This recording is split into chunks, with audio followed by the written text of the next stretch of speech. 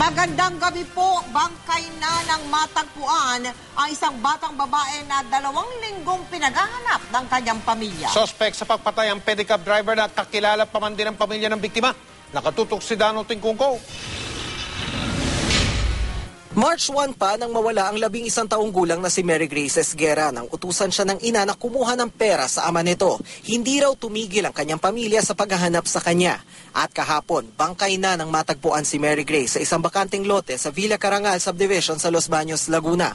Nakababa ang jogging pants ng biktima at wala ng damit pang itaas. Nasa advanced stage of decomposition na rin ito. Malayo pa lang, kilala ko na po ma'am yung suot ng aking anak. Kaya kumpirmado ito na yung anak ko. Aksidente raw nakita ng pedicab driver na si Henry Hipolito ang bangkay kaya inireport niya ito sa pulisya. Pero nagduda ang mga pulis lalo't may mga kalmot sa katawan ang pedicab driver. Ang ating pinaghihinalaan itong tao na mismong nakakita o nakadiscover doon sa bangkay.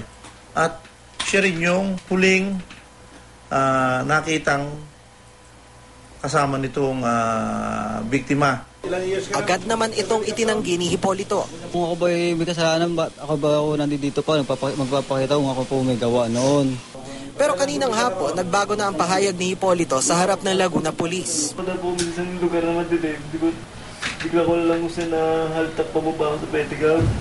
Tapos, anong ginawa mo? Nung siya, nung nakasigaw po, hindi ako pakalinapok ng bato. Hindi, bakit sumigaw? Humingi po sa klolo. Hindi nga, bakit nga humingi sa klolo?